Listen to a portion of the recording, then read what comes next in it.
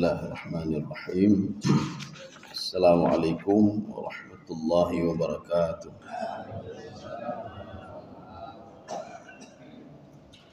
Alhamdulillahi rabbil alamin. Wassalatu wassalamu ala asyrafil anbiya'i wal mursalin wa ala alihi wa ashabihi ajma'in. Raditu billahi rabba wa bil islami dinah wa bi Muhammadin nabiyya wa rasula. Rabbi shrah li sadri wa yassir li amri wa hlul 'uqdatam min lisani yafqahu qawli. Allahumma ij'al jam'ana hadha jam'an marhuma wa tafarruqana min ba'dihi tafarruqan ma'suma. Kaum muslimin dan muslimat sidang jamaah subuh yang dirahmati Allah, kita sudah sampai ayat 11 surah Al-Qiyamah. Jadi pada pertemuan yang lalu, manusia sama manusia ini dalam arti negatif. Ya, kenapa? Karena diungkapkan oleh Allah yaqulul insan. Al-insan itu kalau di dalam Al-Quran selalu menjurus kepada makna negatif. Tetapi nanti ada an-nas. An-nas itu manusia juga, tetapi menjurus kepada makna positif. Manusia-manusia yang tidak beribadah, manusia yang berbuat maksiat, maka dia akan mengatakan ainal mafar, kita mau lari kemana ketika kiamat. Kiamat itu kalau dalam tafsir Al-Qurtubi, seorang ketika sakaratul maut itu sudah mulai kiamat bagi dia. Ketika dia berada di alam barzakh itu juga kiamat bagi dia. Ketika berada di yaumul ba'thi, hari kebangkitan, itu juga kiamat bagi dia. Ketika mizan ditimbang wal hisab, itu juga kiamat bagi dia. Dan apalagi nanti ketika dimasukkan ke dalam surga dan neraka, itu kiamat bagi dia. Ini versi tafsir Al-Qurtubi. Artinya apa? Kalau kita merujuk ke dalam tafsir Al-Qurtubi, Imam Al-Qurtubi mengatakan kalau kita sakratul maut mau lari kemana? Ya, mau minta tolong sama siapa? Satu. Yang kedua, kalau berada di alam barzakh, itu kita mau buat apa? Mau lari kemana? Kalau seandainya tidak ada amal ibadah, mau lari kemana kita? Artinya, bisakah kita lari ke alam lain? Tidak bisa. Yang ketiga, ketika dibangkitkan di padang mahsyar nanti, ainal mafar, kita mau lari kemana? Ada enggak padang mahsyar yang lain? Ada enggak tempat yang lain? Ya. Ketika seorang dimasukkan ke dalam neraka, mau lari kemana lagi? Maka tafsir Sawi menafsirkan ainal mafar itu dua. Al-mafar minallah wal mafar minan nar. Lari dari Allah dan lari dari api neraka. Ya, di dunia saja kita tidak bisa lari dari Allah. Mau lari kemana kita? Mau sembunyi di mana kita? Ya. Setiap apapun yang kita lakukan, kebaikan dan maksiat apapun yang kita lakukan selalu terpantau oleh Allah Subhanahu wa taala. Ini dibuktikan dalam Al-Qur'an. Paling tidak anggota tubuh kita ketika kita berbuat maksiat menjadi saksi di padang mahsyar. Kalau tangan ini menzalimi orang lain, mulut ini menzalimi orang lain, mata ini demikian pula, dan seluruh anggota tubuh menjadi saksi. Sekarang kita lanjut ayat 11. Masih pada surah Al-Qiyamah. A'udzu billahi minasyaitonir rajim. Bismillahirrahmanirrahim. Kalla la wazar. Ya, ini kalla kita sudah pernah membahas. Kalla itu ada 3 model penafsirannya. Yang pertama, kalla itu untuk taukid, untuk menguatkan. Contoh, kalla la yumbadanna fil hutamah. Dia itu dan hartanya akan aku campak ke dalam neraka. Tidak percaya kamu, kata Allah? Ya. Coba buat maksiat, kata Allah. Ya, ini. Kalla innal insana la yatgha. Itu Abu Jahal itu sudah kelewat batas, itu kata Allah. Abu Jahal sudah kelewat batas. Ini mempertegas. Kalau yang dilakukan Abu Jahal itu adalah yang dibenci oleh Allah Subhanahu wa taala. Kemudian kalla yang kedua itu lizajar. Zajar atau lirada. Jadi zajar dan rada itu untuk membantah setiap apa yang dikatakan oleh manusia. Nanti kalau nanti kata Abu Lahab, kalau di neraka dicampakkan ke neraka tidak ada masalah. Saya la aftadi bimali wa waladi. Dijawab oleh Allah. Kalla, apa itu? Kalla la yumbadanna fil hutamah. Apa yang tadi? Jadi yang kamu ungkapkan tadi tidak benar wahai Abu Lahab. Kamu dan hartamu akan aku campak ke dalam neraka. Ya, ini kalla lil wazar, Pak, lil rada. Ada juga kalla itu dua-dua fungsinya. Fungsi li zajar dan fungsi untuk taukid ya. Dua-dua. Ini kalla di sini, ini li zajar. Zajar itu bagaimana? Ada sebagian manusia nanti enggak apa-apa, kita lari ke sana, kita lari ke sana, kita bersembunyi. Enggak bisa kata Allah. Maka dijawab oleh Allah, kalla. Yang kamu prediksi itu, yang kamu perkirakan kamu bisa lari dariku, tidak bisa lari kata Allah. Bahkan ketika sakaratul maut saja kamu tidak bisa lari dariku. Ketika kamu berbuat maksiat saja tidak bisa lari dariku. Buktinya apa? Yauma tajidu kullu nafsin ma 'amilat min khairin muhdara wa ma 'amilat min su'. Kebaikan yang kamu lakukan sedikit pun, sedikit kebaikan yang kamu lakukan, dan kejahatan yang kamu lakukan sedikit, walaupun sedikit, itu bisa kamu lihat di padang mahsyar nanti. Ini kalla li zajar namanya. Ini juga kalla li zajar. Kalla kata Allah, kamu tidak bisa lari dariku. Kalla la wazar. Ini la wazar kalau dalam tafsir Jalalain beliau mengatakan la malja'a. Nak tahu mau lari ke mana? Wala hisna. Tidak ada pembatas ya untuk sembunyi dari Allah Subhanahu wa taala. Satu. Yang kedua, ada yang menafsirkan kalla la wazar.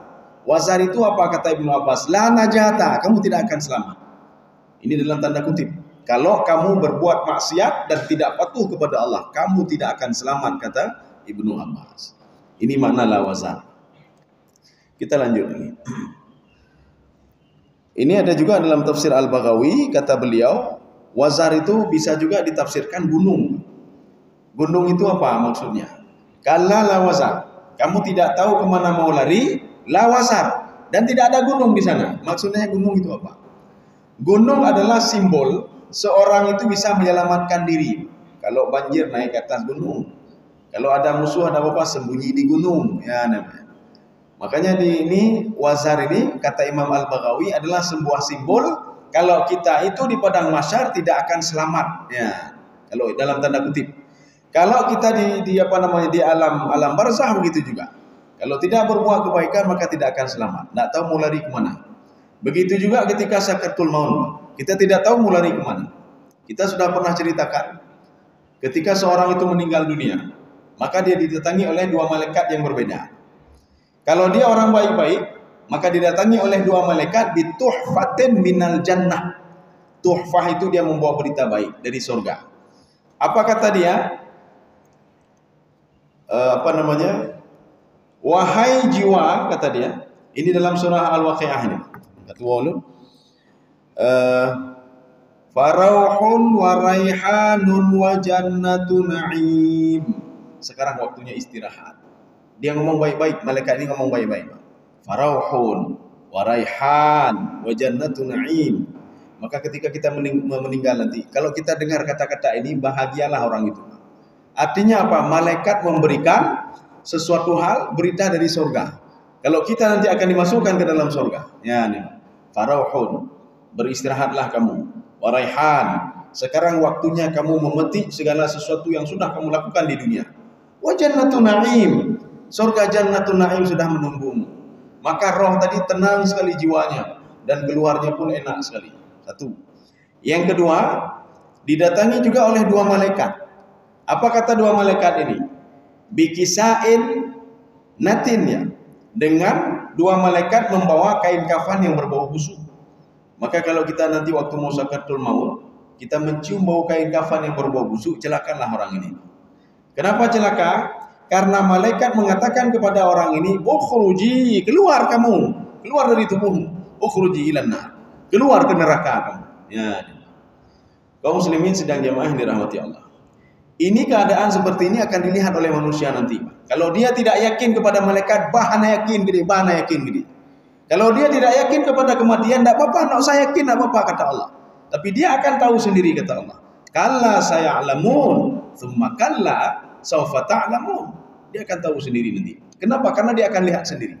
Karena dia bisa memperkirakan hidupnya sendiri. Nanti memperkirakan begini, saya ini syaqiyun am sa'id. Saya bahagia atau tidak bahagia? Kenapa? Karena anggota tubuhnya nanti menjadi saksi juga di padang mahsyar. Kalau dia mencuri punya orang lain, dia berbuat kebaikan, dia sujud di depan Allah Subhanahu wa taala. Kaum muslimin sedang jamaah yang dirahmati Allah. Ini makna la wazar, artinya tidak ada gunung versi tafsir Imam Al-Baghawi. Itu sebuah simbol untuk mencari tempat aman nih Pak, gunung ini. Sekarang kita lanjut. Ila rabbika yauma idzinil mustaqar. Jadi ila ini maknanya lil ghayah. Lil ghayah apa? Tujuan akhir kita ketemu dengan Allah. Lain enggak ada. Tujuan akhir itulah itu. Maka Allah katakan dalam ayat lain, yauma ji'tumuna furada kama khalaqnakum awwala marrah. Pada hari itu kamu akan ketemu denganku, kata Allah. Sendiri-sendiri, kata Allah. Kemudian ada juga di ayat lain, Allah mengatakan begini, kalau kamu berbuat maksiat, kalau kamu berbuat kebaikan, dua-dua ini walaupun bertentangan kebaikan dan kejahatan, dua-dua akan famulaqi. Dua-dua akan ketemu dengan saya, kata Allah Subhanahu wa taala. Kenapa ketemu dengan Allah? Yang menciptakan mereka Allah, yang menciptakan kita Allah, yang memberikan roh kepada mereka Allah, kepada kita juga Allah, memberikan rezeki juga Allah, yang memantau juga Allah. Faqaddarahu taqdira. Setiap apapun itu terus dipantau oleh Allah, walaupun sebagian kita tidak yakin. Walaupun yakin. Gimana dipantau oleh dia dan teputan. Makanya kalau ingin mengenal Allah Subhanahu wa taala, jangan mengenal melalui otak. Nyo melaluinya hanam deme, tidak dapat. Tapi kenalilah Allah melalui hati. Maka oleh karena itu, gunakanlah otak kita ini, kepala kita ini, akal kita ini untuk membantu hati supaya bisa mengenal Allah. Ya. Kalau akal saja tidak bisa, Kita melihat ini, tidak bisa secara akal saja. Kadang-kadang hanya itu muakai. Kenapa? Karena keterbatasan akal manusia. Tapi gunakanlah akal ini untuk bisa membantu hati. Karena yang bisa mendeteksi yang gaib itu adalah hati. Maka Rasulullah mengatakan at-taqwa hahuna. Ketakwaan itu di sini. Seorang itu dia mau salat mau tidak salat, takwa atau tidak takwa tergantung hati ini. Ya, bagaimana dia memanage hati? Makanya iblis itu yang dia incar adalah ini dia incar. Bukan otak dia incar. Kenapa? Karena kalau dia sempat mengincar ini, kalau ini tidak benar, maka seluruh yang lain tidak benar. Kaum muslimin sedang jemaah dirahmati Allah. Maka ketika dia mengincar ini, dia obrak-abrik hati ini, maka manusia makin jauh dengan Allah dan tidak mengenal Allah Subhanahu wa taala. Ila rabbika yauma idzinil mustaqar. Mustaqar itu berasal dari kalimat istaqarra, yastaqirru, mustaqar. Mustaqar itu tempat ya. Artinya kita akan berkumpul satu tempat nanti, semuanya, yaitu di padang mahsyar. Semua akan kembali kepada Allah Subhanahu wa taala. Bahkan Allah katakan gini, wa kafa bi nafsikal yauma 'alaika hasiba. Nanti ketika sakaratul maut, kamu sudah tahu kamu mau digiring ke surga atau ke neraka. Orang itu sudah tahu dia. Maka sudah tahu, ini sesuai dengan hadis Rasulullah sallallahu alaihi wasallam.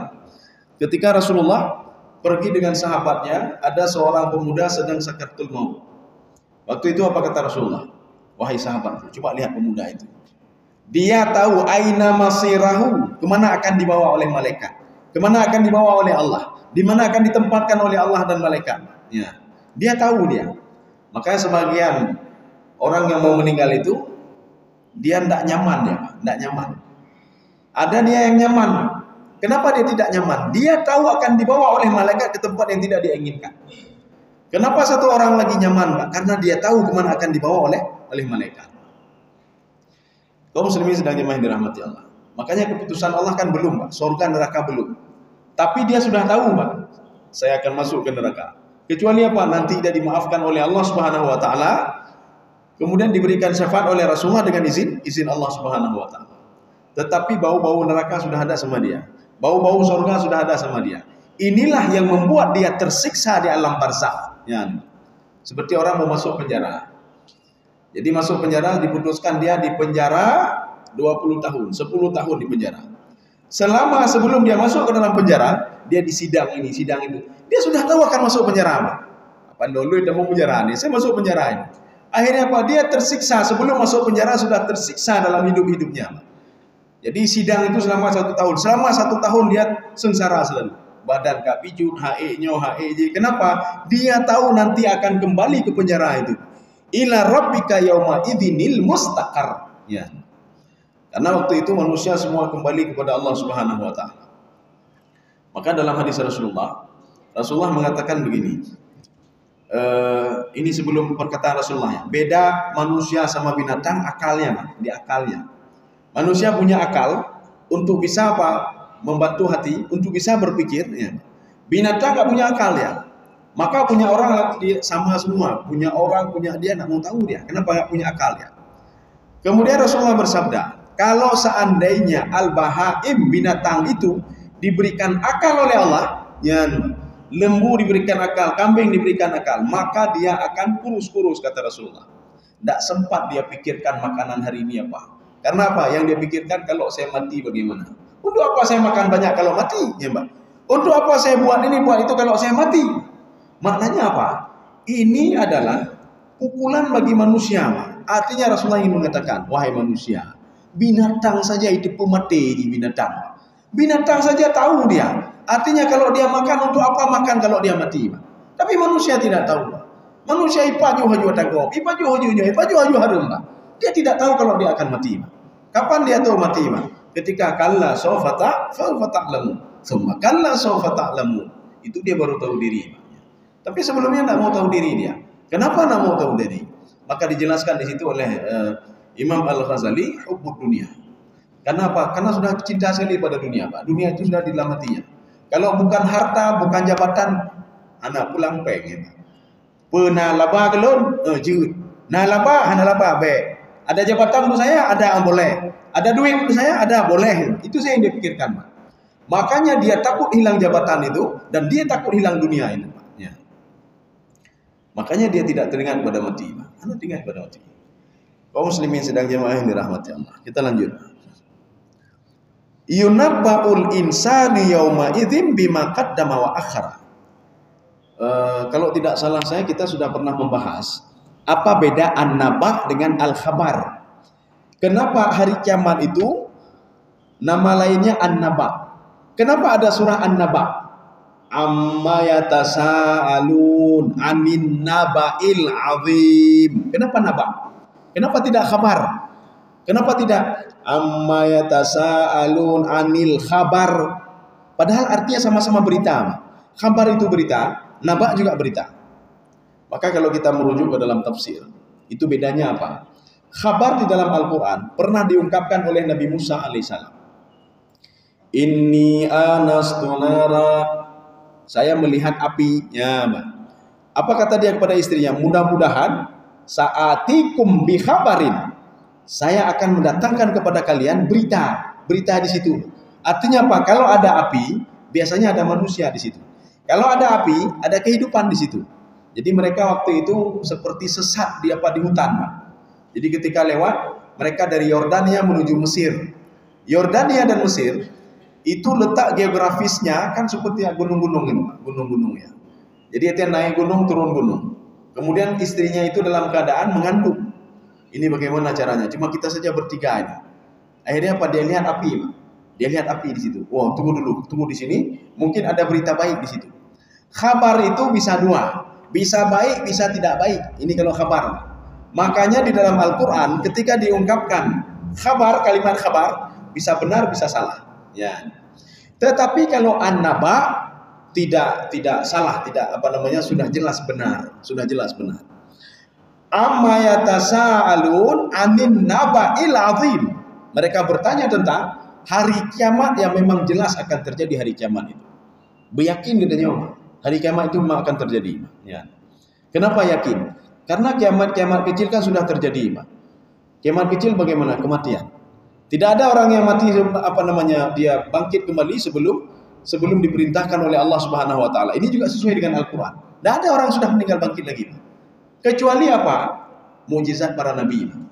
Nabi Isa pernah membangkitkan anaknya Nabi Nuh alaihissalam, Sam bin Nuh.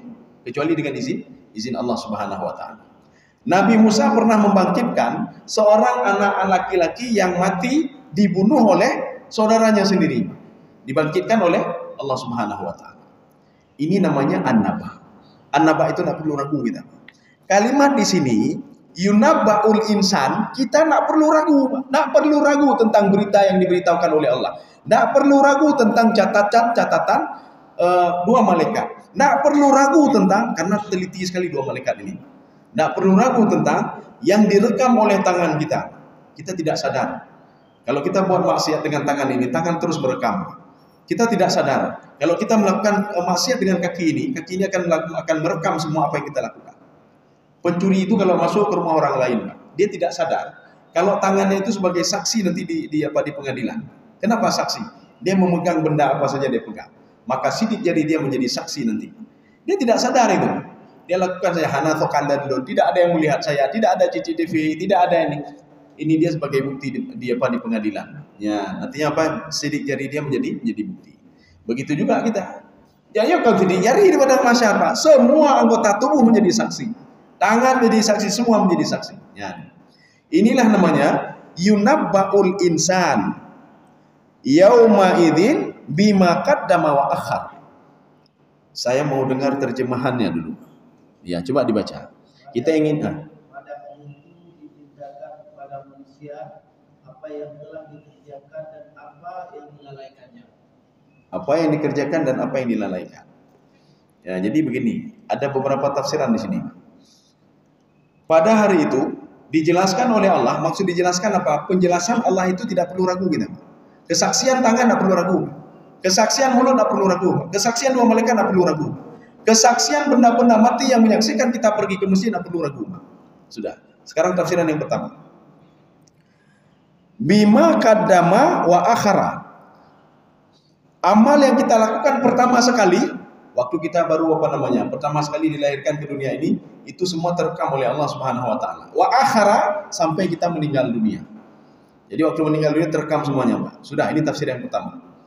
Tafsir yang kedua, ini ada di dalam tafsir Al-Baghawi. Apa kata beliau? Bima qaddama, seorang itu sebelum mati, amal ibadah sebelum mati dia. Sudah, satu. Wa akhara, dan ibadah setelah dia mati. Sekarang apa maksudnya? Seorang setelah mati kan tidak ada ibadah lagi. Seorang ibadah kan ketika hidup. Apa maksud tafsir Al-Baghawi di sini? Ya, jadi kita jangan merasa ini amal kita itu, amal bisa juga setelah kita mati kita punya amal juga. Mana amal itu? Amal jariah kita. Makanya ketika kita masih hidup, kita bersedekah, dapat pahala, membantu orang lain dapat pahala. Mau nggak dapat pahala ketika sudah meninggal, dia mengalir terus kepada kita, maka sedekatin jariah. Sedekah jariah lah. Apa itu sedekah jariah? Kita mewakafkan ini saya wakafkan ini, saya wakafkan tanah saya wakafkan bangunan ini ya untuk orang pengajian, saya wakafkan kitab saya ini, saya wakafkan buku ini, saya wakafkan macam-macam kita wakaf. Saya wakafkan sajadah ini untuk orang beribadah. Kita sudah meninggal dunia, kita sudah meninggal, tetapi sajadah ini masih digunakan oleh orang-orang hidup. Ketika mereka salat beribadah, pahala terus mengalir. Ini maksudnya qaddama wa akhara. Mana contohnya lagi? Ini ada di dalam tafsir Sya'rawi. Ketika seorang pemuda dia meninggal dunia, waktu itu apa? Sebelum dia meninggal, dia melihat dosa-dosanya. Dalam tanda kutip, jangan salah kita, bukan dosa besar, tidak. Dosa kecil ya. Artinya apa? Dosa kesalahan mata, dosa tangan, dosa ini, dosa itu pada Allah, lalai dan lain sebagainya. Waktu dia meninggal, dia lihat kapan dosa lumayan banyak lah ini. Waktu dibangkitkan di padang mahsyar, dosa dia nggak ada lagi. Dia bertanya kepada Allah, ya Allah, kemana dosa saya? Kok tidak ada lagi dosa saya? Waktu saya meninggalkan banyak dosa saya. Kecuali ini bukan dosa syirik, dosa-dosa kecil ya. Apa kata Allah Subhanahu wa taala? Kamu tidak tahu ya, kamu punya anak saleh. Memang ada apa dengan anak saleh saya? Anak kamu setiap hari berdoa kepadaku. Rabbighfirli wa liwalidayya warhamhuma kama rabbayani shaghira. Ya Allah, ampunilah dosaku dan dosa kedua orang tuaku. Kasihanilah mereka sebagaimana mengasihaniku waktu kecil. Saya tidak tega saya melihat anak saleh kamu berdoa kepada orang tua kandungnya sendiri. Kepada kamu. Maka setiap hari saya angkat dosa. Besok berdoa lagi saya angkat dosa. Besok berdoa lagi saya angkat dosa. Maka berbahagia kalau orang yang punya anak saleh. Ini anak saleh tidak ada, ya Mbak. Anak pun tidak salat. Anak pun tidak beribadah. Bagaimana kita mau dapat lagi qaddama wa akhara setelah kita mati? Tidak bisa, tidak dapat apa-apa kita. Maka rugi. Makanya kalau ingin dapat dua-dua, di dunia kita bekerja terus, Dan abadikanlah 3 ini, Pak. Amalan salihan, waladin salihin, apa namanya? Seorang ketika meninggal dunia, inqata amalu ila mithalasin, sedekatin jariyah. Bersedekah jariahlah. Sedekah jariah paling-paling kita, ini ada tanah ya, 1 meter saja saya sedekah ya. Ini duit 1 meter, Pak. Ya. Jadi masjid membutuhkan sekian meter, saya 1 meter saja. 1 meter itu ketika dibuat masjid, maka orang salat di situ, semua di situ, pahala terus mengalir. Sedekatin jariyah. Au ilmin yuntafa'u bih, atau ilmu yang bermanfaat. Ini namanya ilmu jariyah namanya.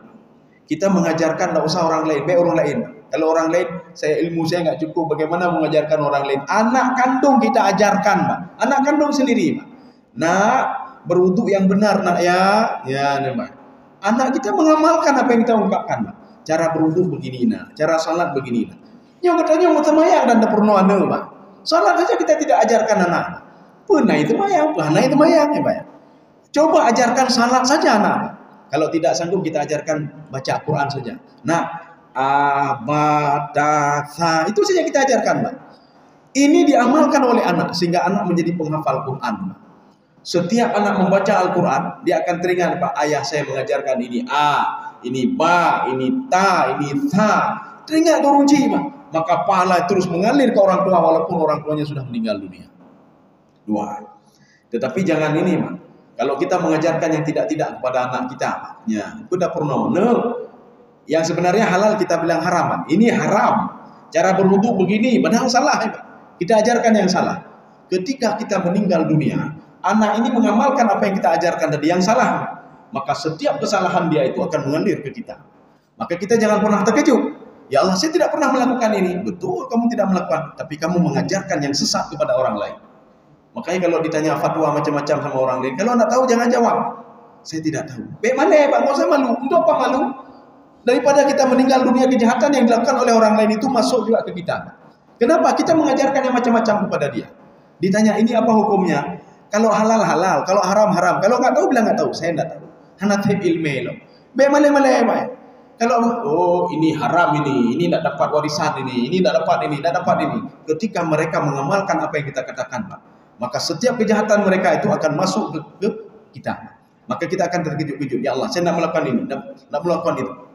Ini seperti digambarkan di dalam hadis qudsi. Jadi dalam hadis qudsi ada seseorang dulu dia itu berbuat macam-macam, difatwa macam-macam pada orang lain. Akhirnya ketika dia meninggal dunia, dia bertobat kepada Allah. Bertobat kepada Allah, Pak, saya tidak ulangi lagi Allah. Saya mengakui kalau yang saya lakukan itu tidak benar. Akhirnya malaikat senang luar biasa. Inilah calon-calon penghuni surga. Ya, kata malaikat.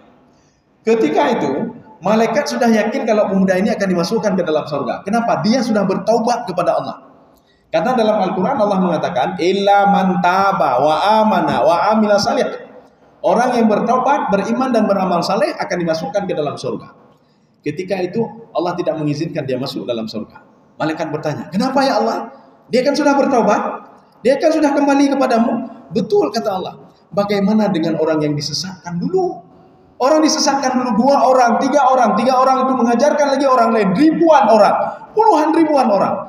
Gara-gara dia mereka masuk neraka semuanya. Kenapa? Mereka berbuat sesuatu hal yang tidak saya senangi, kata Allah. Gara-gara dia ini. Jadi bagaimana ya Allah? Dia harus mengikuti mereka juga masuk ke dalam neraka, kata Allah. Ya, nih. Artinya taubat itu tidak dianggap. Kenapa? Kita sudah menyesatkan orang lain. Maka kalau ditanya macam-macam, tengkunya apa hukum nengku? Ada lebih puluh. Bilang saja kepada Pak, be malai-malai. Hana pro ilmu lun, hanji lun. Makanya kalau kita ngomong macam-macam, diamalkan oleh orang lain, ini bagaimana cara berwudu? Apakah begini atau begini? Dari sini kemari atau dari sini kemari? Oh, yang dari sini kemari. Nya betulnya, hana betul ya bid'ah yang bukannya. Kalau yang kita ngomong itu salah, orang lain mengamalkan, maka siap-siap saja kesalahan orang itu akan mengalir juga ke kita. Ya. Tapi kalau kita ngomong kebaikan kepada orang lain, setiap orang lain mengamalkan kebaikan kita, maka kebaikan itu akan terus masuk ke dalam kubur. Kita akan untung, 2 yang untung. Awaladin salihin yad'una, atau anak saleh yang terus berdoa kepada orang tua. Ya ibu doakan, temaya hanjut, doa kau runci bihanjut, pemano runci bihanjut. Pada waktu ibu runci pemano ya. Waktu kecil dia orang tua kasih mandi, bukan sekali 2 kali, sampai umur berapa tahun dimandikan. Ini cuma sekali saja mandikan orang tua hanjut, Pak. Hanjui lurhan. Ya. Gimana mau jadi anak yang saleh seperti itu? Ya. Jadi yang dimaksudkan dengan qaddama sebelum mati, akhara setelah mati. Ya. Sebelum mati amal ibadah kita sendiri, kita salat, puasa dan lain sebagainya. Setelah mati itulah yang tiga tadi. Sedekah jariyah, aw ilmin yuntafa'u bi, aw waladin salihin yad'una. Kita lanjut. Balil insanu ala nafsihi basirah. Saya perlu terjemahan juga. Coba dibaca lagi. Bahkan manusia itu menjadi saksi atas dirinya sendiri. Ya. Ini karena begini, bal itu ada yang menerjemahkan tetapi. Tetapi di sini bukan tetapi artinya. Ini bahkan. Jadi terjemahannya betul. Karena ada sebagian terjemahan nanti mengatakan tetapi. Ini bal ini kita lihat konteksnya dulu. Kalau dalam konteks ayat ini artinya bahkan. Bahkan itu apa? Lebih dari itu lagi. Ya. Lebih dari itu lagi, semua amal ibadah manusia tercatat. Lebih dari itu lagi kata Allah, ditambah lagi. Nah, ini makna bal di sini. Tapi kalau bal itu dalam terjemahan bebas itu memang artinya tetapi ya, tapi sini bukan tetapi artinya. Ya. Bahkan lebih dari itu lagi. Lebih dari itu lagi, cuma dalam koreksinya apa? Dalam terjemahan diterjemahkan manusia. Ini bukan manusia maksudnya. Semua penafsir sepakat yang dimaksudkan manusia di sini adalah anggota tubuh manusia. Ini namanya ijaz hasaf dalam ilmu balaghah. Jadi bukan manusia itu tidak. Manusia tidak mau bersaksi. Nur hana penggal ya Allah. Saya tidak mau melakukan itu ya Allah. Seorang ketika divonis dia akan masuk ke dalam penjara. Apa kata dia? Saya tidak melakukan. Saya tidak melakukan. Kenapa? Dia takut masuk penjara. Ya. Ketika seorang akan dijebloskan ke neraka, dia akan mengatakan, saya tidak melakukan. Saya salah. Saya beribadah. Tetapi yang dimaksudkan al-insan di sini adalah anggota tubuhnya akan bersaksi, bahkan kata Allah Subhanahu wa taala, balil insanu ala nafsihi basirah. Tadi kita sudah mengatakan kalau al-insan itu menjurus kepada makna negatif. Ini siapa? Ini orang-orang hana bedui. Ini insan, ini orang hana bedui. Orang-orang berbuat salah selalu. Dia artinya apa? Di depan Allah mengatakan saya buat ini, saya buat itu. Akhirnya apa? Balil insanu ala nafsihi basirah. Anggota tubuhnya bersaksi pada dirinya sendiri. Ya, tangan bersaksi, saya berbuat ini ya Allah. Kepala bersaksi, saya sujud ya Allah. Bahkan ini kesaksian ini sudah diutarakan dalam sebuah hadis. Ketika malaikat datang akan mencabut nyawa, siap-siap mencabut nyawa si fulan melalui kakinya. Apa kata kaki? Oh jangan macam-macam kamu. Ibela ada nyawa, Pak. Dibela oleh anggota tubuh. Makanya beget-get jaga anggota tubuh ini, Pak. Jangan mempergunakan di tempat-tempat yang apa namanya. Karena dia bersaksi, Pak. Dan dia ini membela kita, Pak. Ketika mau sakatul maut dia bela. Dia mengatakan ketika mau cabut nyawa dari kaki, apa kata kaki? Kamu jangan macam-macam. Kaki ini selalu pergi ke tempat yang baik-baik, pergi ke masjid, pergi ke ini, pergi itu, tempat yang baik-baik. Akhirnya malaikat melalui kepalanya. Apa kata kepala? Kamu jangan macam-macam. Ini suatu hal yang terhormat ini. Dia sujud kepada Allah Subhanahu. Kamu siapa kamu? Ya. Kamu kan makhluk Allah juga. Akhirnya dia pergi melalui tangannya. Ketika melalui tangan mengatakan, kamu tidak bisa macam-macam. Tangan ini selalu bersedekah ini. Akhirnya malaikat ketemu dengan Allah. Bagaimana saya mencabut nyawa dia ya Allah? Dari kaki tidak bisa, kepala tidak bisa, tangan tidak bisa. Apa kata Allah? Bawalah namaku, kata Allah. Kamu cabut nama kakinya, kamu bilang dengan nama Allah Subhanahu wa taala. Dia akan menerima, kata Allah. Artinya apa? Begitu terhormatnya amal ibadah kita, begitu terhormatnya kaki, sehingga malaikat mencabut nyawa saja mengucapkan Bismillahirrahmanirrahim dengan nama Allah. Maka kaki itu akan takut, kepala akan takut, dan tangan akan takut. Kamu bisa mencabut nyawa dia dari mana saja, kata Allah Subhanahu wa taala. Tetapi kamu bawa namaku, kata Allah Subhanahu wa taala. Ya. Maka semua anggota tubuh akan menerima. Bismillah. Apakah dari kepala? Makanya nanti ada yang masuk dari kepala, ada dari tangan, ada dari kaki. Makanya kalau dari kaki dicabut dari kaki, maka ketika itu kepala nanti sudah agak dingin semua, berakhir di kaki. Kalau dicabut di kepala, maka ini akan dingin sampai ke kepala. Tangan begitu juga. Jadi artinya malaikat mencabut nyawa dari mana saja. Tetapi kalau orang tidak beribadah, terserah. Enggak dibela oleh kaki, tidak dibela oleh tangan, dan tidak dibela oleh kepala. Kaum muslimin sidang jemaah yang dirahmati Allah. Di dalam tafsir Al-Wasit, Syekh Tantawi mengatakan begini. Apa yang dimaksudkan dengan balil insanu ala nafsihi basirah? Basirah itu hujjah. Ya, hujjah. Tangan ini menjadi hujjah di padang mahsyar. Hati menjadi hujjah. Maka ada beberapa hal. Ini artinya bukan kita tidak percaya kepada dua malaikat, tidak. Dua malaikat ini sangat teliti sekali merekam apa yang manusia lakukan. Tetapi ada beberapa hal yang terekam oleh malaikat ini tidak diperhitungkan oleh Allah. Ya. Malaikat merekam apa? Kita ada bangun tahajud tadi malam, tercatat oleh malaikat. Pada jam berapa, detik berapa, di tempat apa, semua terekam. Ya. Kita membaca Al-Quran, terekam oleh dua malaikat. Di mana saja posisi kita. Tetapi apa? Ada amal yang dicatat oleh malaikat yang ditolak oleh Allah. Apa itu? Makanya ketika Allah Subhanahu Wa Taala melihat catatan itu, apa kata Allah? Ini tidak bisa pakai. Malaikat mengatakan apa? Saya bersaksi ya Allah, dia ada salat berjamaah. Saya bersaksi dia bersedekah. Saya bersaksi dia bangun tengah malam. Saya bersaksi dia pergi haji, pergi umrah ya Allah. Saya bersaksi ya Allah. Ya, apa kata Allah? Kamu bersaksi terhadap fisik mereka saja. Kamu melihat mereka pergi haji. Kamu melihat mereka pergi umrah. Kamu melihat mereka bangun tahajud. Kamu tahu nggak isi hati dia? Kamu kan tak tahu. Dia pergi haji gara-gara siapa? Kamu tak tahu. Kamu tak tahu dia pergi bangun tahajud gara-gara siapa? Tak tahu kamu. Wa hadza firaqu baini wa bainik. Ini beda saya sama kamu kata Allah. Ta'riful zahir wa 'ariful batin. Saya tahu batinnya, saya tahu. Kamu tahu zahirnya. Makanya kata Allah, haji dia tak saya pakai katanya. Dia pergi haji bukan gara-gara saya. Dia pergi haji baik hana mengoh dengan tetangga, Pak. Supaya tidak enak sama orang lain. Ke Eropa dia sudah pergi, semua sudah pergi. Masa haji belum pergi lagi? Maka haji dia tidak saya terima kata Allah. Kadang inti ibadah itu kan ini, Pak. Inti ibadah kan mujaradah namanya. Mujaradah itu kalau tak ada mujaradah, ya apa harap, Pak? Ibadah itu tidak menduga. Kita membantu orang lain kalau ininya lain, Pak. Semua ditolak oleh Allah Subhanahu Wa Taala. Maka itulah namanya yaumul hisab. Hisab itu apa? Diperhitungkan. Ya, lagi orang gini. Kita duduk di restoran, Pak. Rame-rame atau duduk di kedai kopi lah. Ketika mau bayar, sudah dibayar sama bapak itu, sudah dibayar. Ya, Pak. Tapi ini belum dibayar lagi, ini belum dibayar lagi. Berarti yang dibayar Pak, kopi saja sudah dibayar. Tapi ini belum dibayar, ini belum dibayar. Ya, kue belum dibayar lagi. Kopi tidak dihitung lagi, Pak. Ini yang apa namanya? Sama juga ibadah. Ini tidak dihitung lagi ya, salat tidak dihitung lagi. Karena selama ini dia salat bukan karena aku, kata Allah. Ini tidak dihitung lagi, sedekah karena aku. Makanya ketika itu kita melihat, waduh, amal ibadah tinggal sedikit lagi, Pak. Sedikit lagi amal ibadah kita. Ya. Yang banyak cuma kejahatan saja. Makanya ketika itu Allah Subhanahu Wa Taala mengatakan apa? Wahai malaikatku, ada beberapa hal yang tidak kamu tahu. Ada beberapa hal si fulan itu, uktub li fulan. Sekarang catat lagi itu si fulan. Apa kata Allah? Apa yang mau saya catat ya Allah? Dia tidak berbuat apa-apa. Saya bersaksi dia selama hidupnya memang tidak berbuat apa-apa dia. Ya, apa kata Allah? Inilah bedanya saya sama kamu. Kamu tahunya casingnya dia tidak berbuat apa-apa. Kamu tidak tahu isi hatinya. Dia berniat ini, berniat itu. Kamu kan nggak tahu. Makanya catatan dia dipenuhi dengan niat-niat dia ketika di dunia. Tapi niat dalam tanda kutip juga ya. Bukan niat-niat. Ini tidak niat pada level ketiga dan level keempat. Level ketiga bagaimana? Ini namanya i'tiqad. I'tiqad itu dia beriktikad akan melakukan hal itu. Itu niat dia. Kemudian dia meninggal dunia.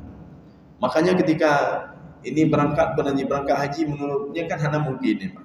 Dan daftar haji jino badung peludun, namun dijoplo leplodon kata peludun ya, Pak. Makanya jangan pesimis. Alah, be hana mau tagai itu mengapa daftar haji, Pak. Yang paling-paling 5 orang itu meninggal dunia. Untuk pengen oleh ahli waris kaku. Artinya apa? Kita walaupun ini niat i'tiqad saja supaya dapat pahala ya, Pak. Kalau niat begitu saja tidak dapat pahala. I'tiqad saja. Lo ni Allah. Ya walaupun kata 70 tahun ya Allah. Yang haji leplodon tu ya Allah. Walaupun tapi lo beriktikad ya Allah, saya akan naik haji ya Allah. Iktikad saya. Kenapa? Karena kalau sudah pada level yang ketiga dan level keempat itu al-azmu, lebih tinggi dari iktikad lagi. Saya beriktikad kalau dalam waktu ini saya masih hidup dan saya akan pergi haji ya Allah. Dan saya al-azmu. Azmu itu apa? Saya azmu itu lebih kuat lagi dari iktikad. Saya sudah mempersiapkan diri, persiapkan untuk pergi haji ya Allah. Tiba-tiba katanya meninggal dunia. Kita meninggal dunia. Kita sudah diperhitungkan amal ibadah oleh Allah Subhanahu Wa Taala. Dan mudah-mudahan kita juga diperhitungkan kalau kita sudah naik haji. Karena niat seperti itu tadi. Tapi kalau ni, ya Allah, daftar haji gede, berangkat bah gede. Paling-paling meninggal dengan jalan itu ahli-ahli waris. Yang tak berdemi tepuk. Bukan harta tak berdemi. Kemudian ni pihana berdemi tepuk. Ada bayar oleh Allah Subhanahu Wa Taala. Ya. Sedikit lagi, Pak. Ya, kita lanjut sedikit lagi ini. Ini makna basirah tadi, Pak. Walau alqa ma'adzirah. Ya, coba dibaca lagi, Pak. Satu ayat lagi. Meskipun dia mengusahakan alasan-alasannya. Ya, ini apa maksudnya? Ini sebenarnya kalimat ini kalau di dalam istilah ilmu balaghah, takdimu mahakahu takhir. Mentakhirkan yang sebenarnya dia di awal, mengawalkan sebenarnya dia di akhir. Sebenarnya ini duluan ini, manusia ketika di padang mahsyar dia berdebat dengan Allah. Inilah ma'adzirah namanya. Kalau anak-anak kita tanya terlambat dia masuk sekolah, kenapa terlambat? Ada saja alasannya. Manun bino ni seperti ini, celana nak ada, apa-apa nak ada, ini sudah ini tadi basah tadi, nah saja apa? Ya, ada saja. Makanya ketika manusia dibangkitkan di padang mahsyar, ada saja dia apa? Ada saja. Saya begini, saya tidak salat gara-gara si fulan ya Allah. Panggil saja si fulan nanti Allah. Saya tidak ini gara-gara si fulan, saya membunuh orang gara-gara dia, saya berbuat ini gara-gara dia, saya terlambat salat gara-gara dia, saya tidak salat gara-gara dia. Selalu menyalahkan orang lain. Ini ma'adzirah namanya.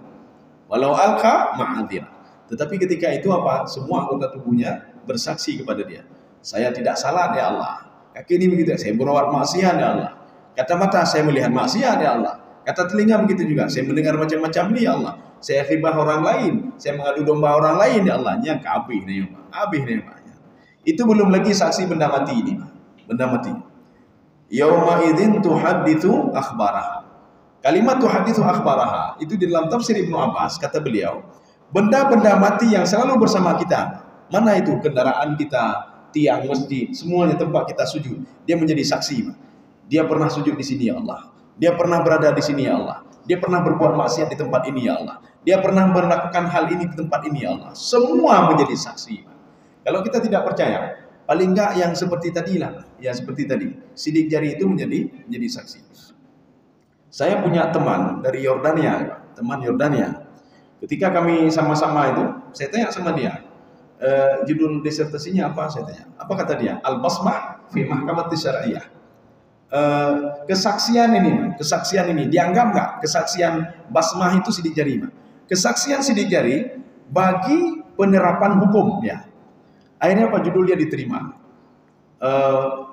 Pembimbing mengatakan kepada dia, sekarang kamu buktikan kalau ini bisa berbicara. Coba kamu buktikan dengan Al-Quran dan hadis.